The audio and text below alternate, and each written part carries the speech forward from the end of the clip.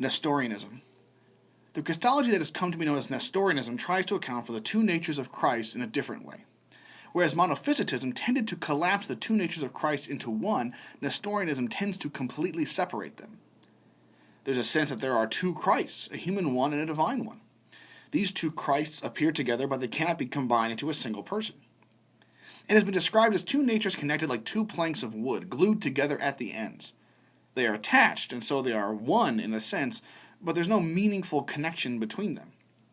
What impacts one nature does not necessarily impact the other, which is the point at which this view causes serious concerns for Christian faith. If a sharp distinction is maintained between Christ's human nature and his divine nature, the conclusion can be made that some events we see in the Gospels show us one nature and not the other. This is most serious when we consider the crucifixion. Nestorian Christology, with its radical distinction between Christ's two natures, can easily come to the conclusion that Christ suffers and dies in his human nature, but this has no impact on his divine nature since, it is presupposed, God cannot suffer.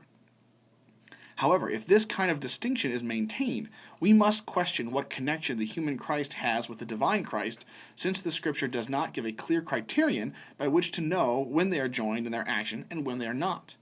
In the end, this view results in the conclusion that the human Jesus finally tells us nothing certain about God.